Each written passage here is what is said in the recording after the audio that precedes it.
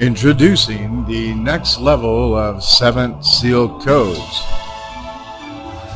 Okay, here we are in my home studio. This is where I create all my content on the big screen, and I have some really wonderful things in store for you. There is indeed a hidden message or code in the English language, as we have seen, ever the more so.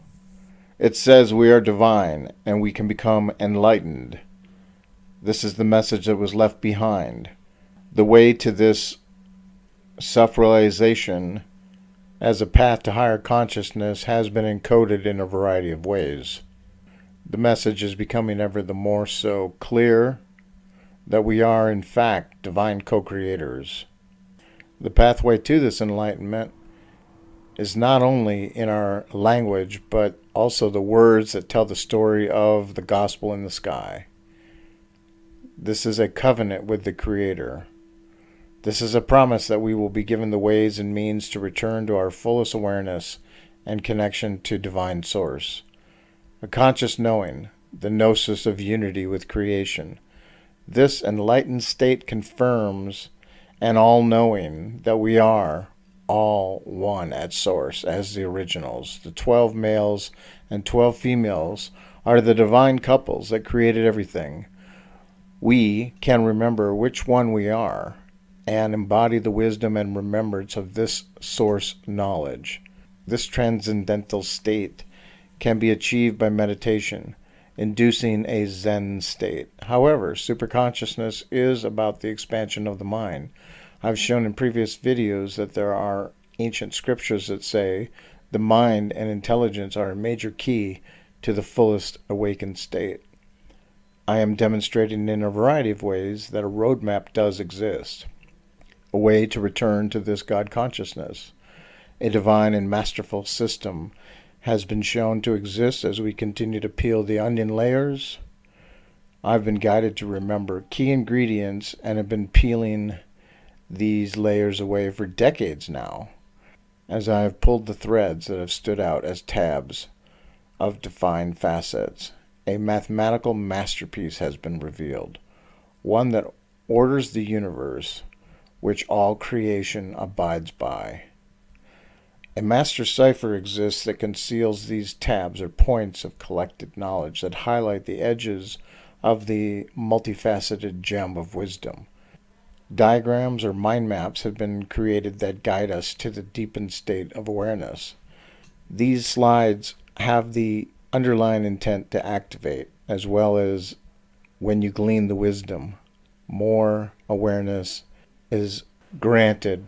We are learning more and more that there are astro-mythological characters of the zodiac that outline a play, from scene to scene that highlights the path of ascension.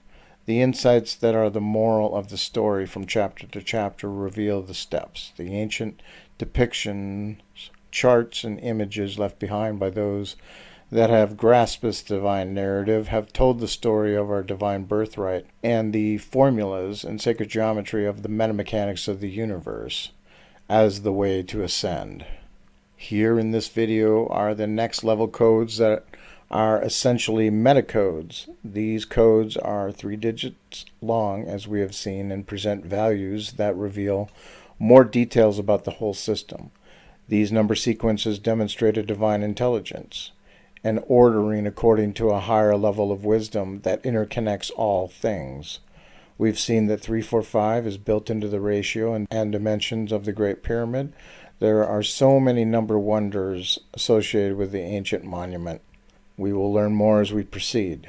When key phrases match these number sequences, it is so sublime and an indication of the pathways to the higher gateway. Again, we've learned that Pythagoras spent 22 years in Egypt going through the mystery schools. He then returned to set up in his own country a mystery school that taught many things, especially that numbers and frequencies create everything. This is the key in many ways, especially to understanding that we can create the reality around us. It's important to emphasize this. Again, the universe will communicate with you more and more as you have a deeper understanding of this meta system.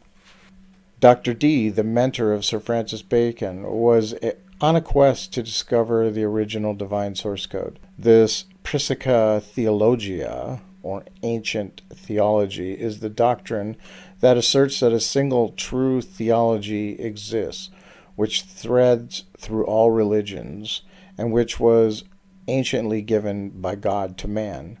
This is essentially the original angel language and the original codes that Uriel taught to Enoch, as we've seen in previous videos. This knowledge was the unadulterated or perfect spiritual path and formula that God created in order for us to ascend. Dr. Dee found parts of this pure path to the divine in several places and created a syncretic spiritual system called Enochian angel language. He used something like the seventh seal, a sigillum, and did invocations and scrying to communicate with the angels. He also studied the Kabbalah, Neoplatoism, which is a term used to designate a strand of Platonic philosophy that emerged in the 3rd century AD against the background of Hellenistic philosophy and religion, coupled with Gematria and Pythagorean philosophies. He believed he could manipulate reality by understanding frequency or the rays of the planets and stars, bend them to influence desired outcomes.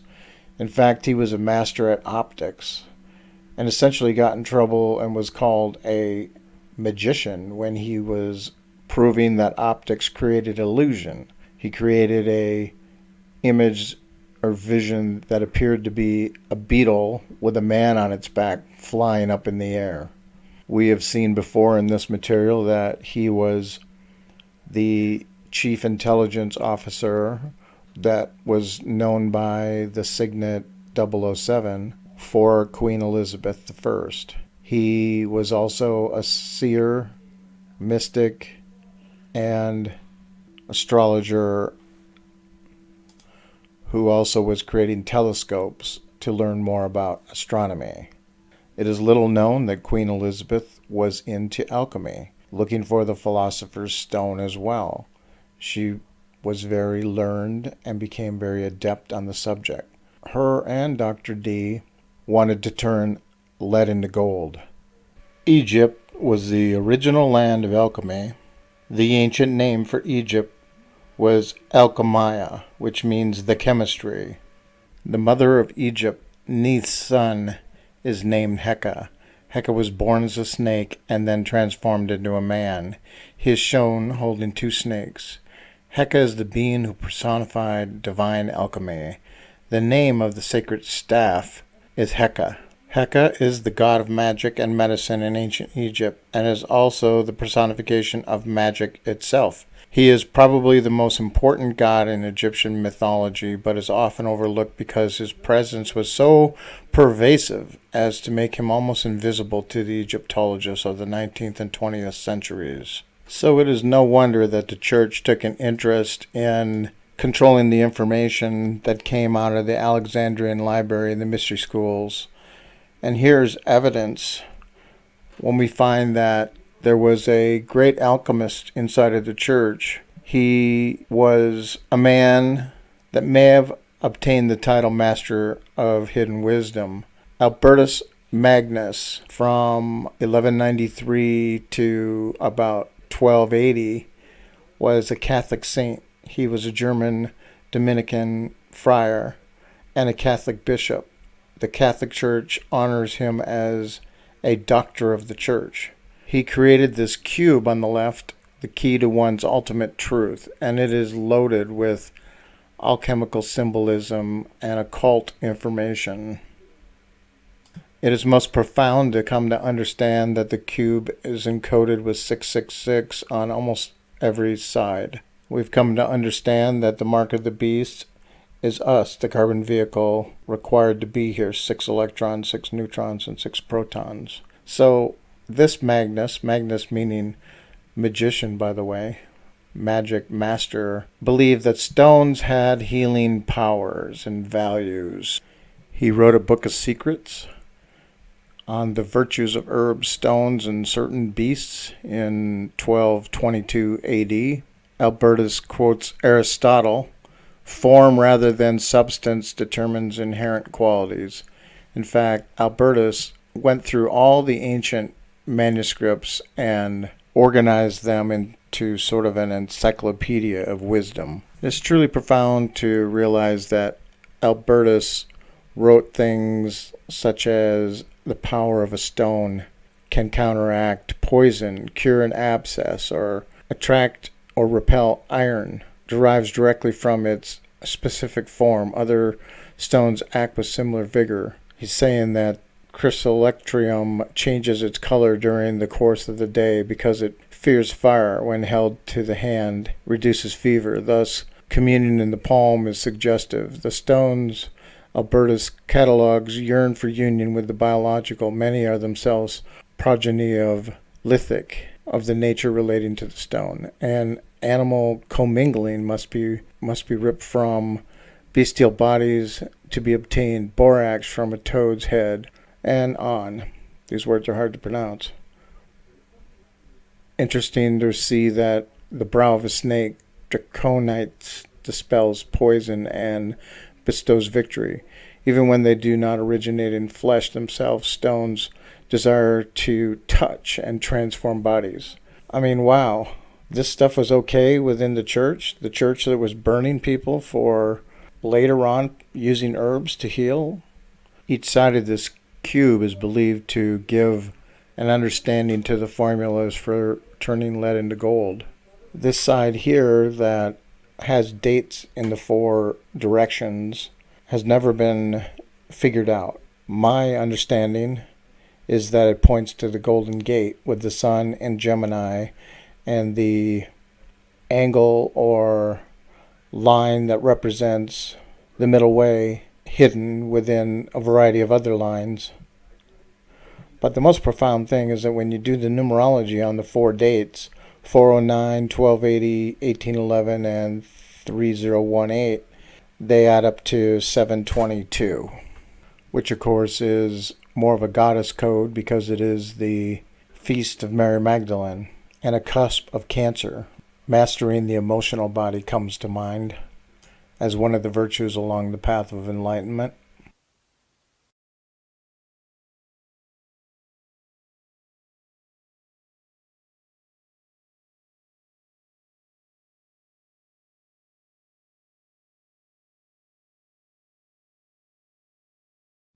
Okay, here's a special look at something very profound.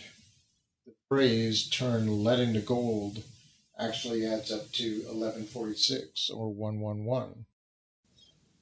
Understanding the elements is very much a key to alchemy. You can also see our ascending triangle down there, which is one of the triangles on the 528 wheel here. 258, 528, etc. is 666. And remember what we said about the church and XXX trying to cut us off from our sexuality. I am close friends with a few chemists who are minors. They have a profound insight into alchemy, frequency, extracting metals, and they have succeeded at turning lead into gold. All right, a little more history. Then we'll get into some more magic numbers. This history is important because it's going to show you that indeed hidden wisdom was known.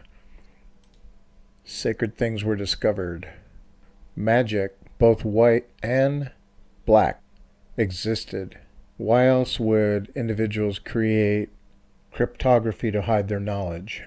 Johannes Trithemius wrote the first book on cryptography, which was published in 1606, many years later when the printing press was able to disseminate information more widely.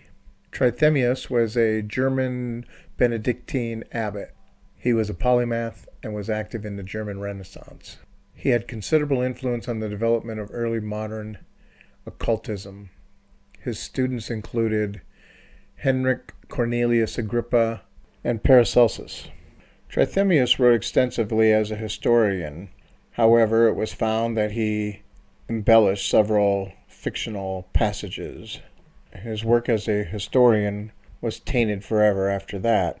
His efforts did not meet with praise, and his reputation as a magician did not further his acceptance.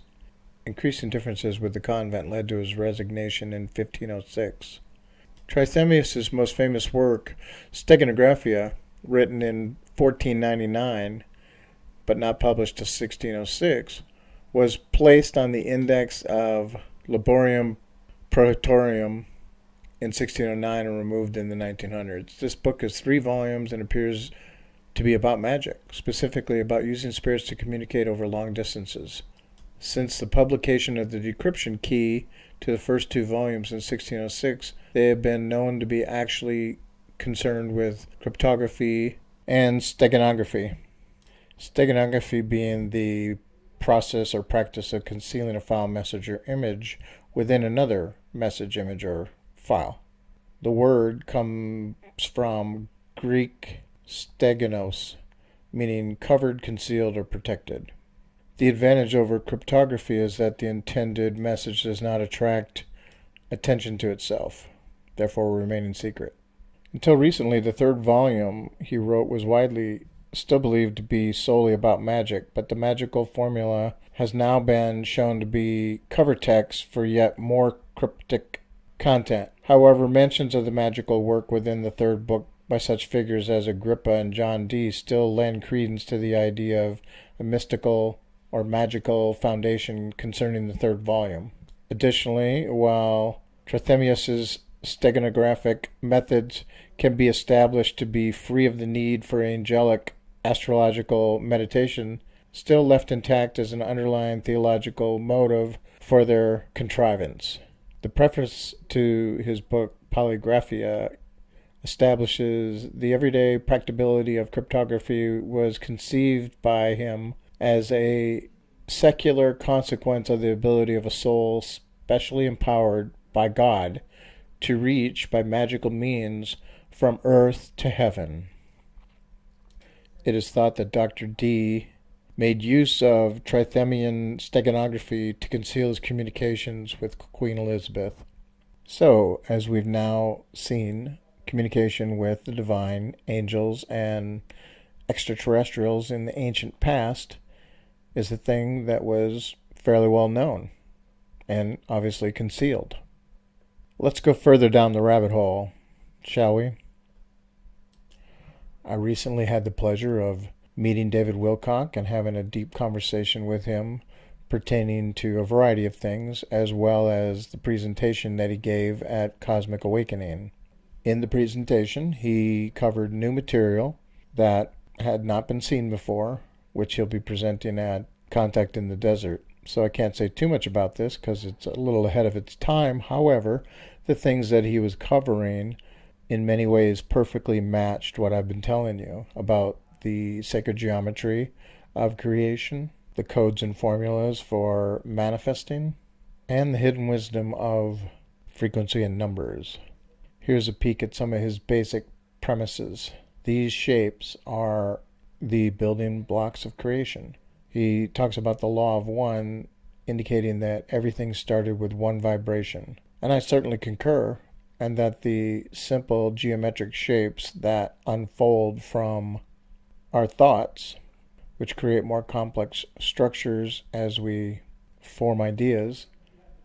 He also showed evidence of science discovering this, that the brain creates sacred shapes or platonic solids, and they nest as your thoughts become more complex or clear. But one thing stood out to me more than anything else, and that was when you begin to see that the galaxies and all of creation mimic the Merkaba and the parts of the Merkaba, octahedrons and pyramids. Things he was discovering indicated that there was a flow in this unfurling and an intelligent nesting, which followed a pattern, with all of creation following a specific pattern. lines and vertices. So with what you've learned so far, you should be able to begin to intuit where we're going with this. And perhaps intuition's not required because of what becomes ever the more so obvious.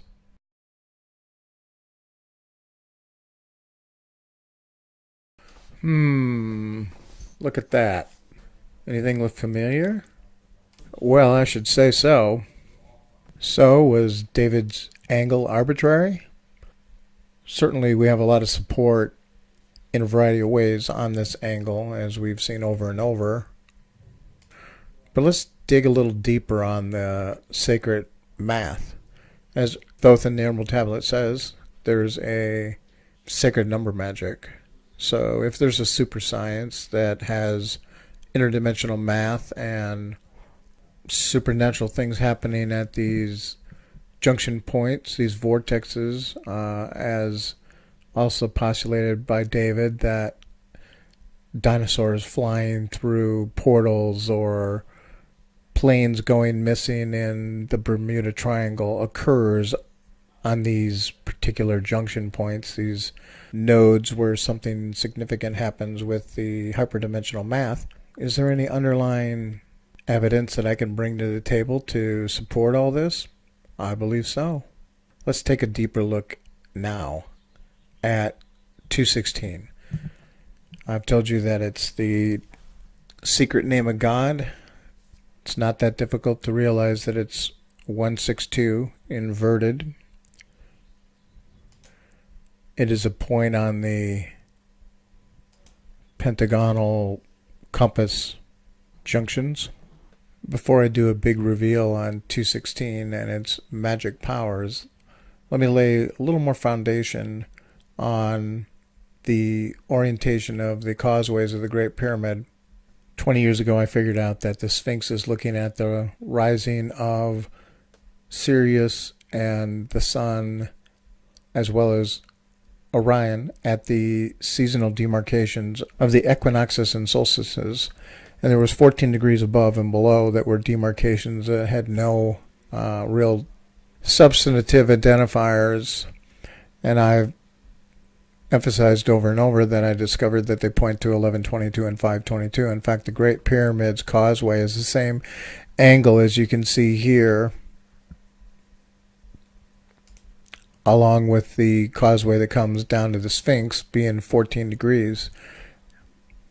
Knowing that this particular angle points to 522, if we put a calendar over the top of the Great Pyramid with the alignment and the causeway temple on the cusp of 522, the Silver Gate, we see some interesting things. In many ways, this matches a variety of things. One in particular is our little cube picture with the sun in Gemini. Would it surprise you if I told you that 216 is also the location or region of the Silver Gate? When we align a zodiac calendar wheel and have 0 be at the top for north, it falls out perfectly. I really hope David gets a chance to watch these videos and understand that all this information is complementary that he's discovering and what I've been sharing for so long.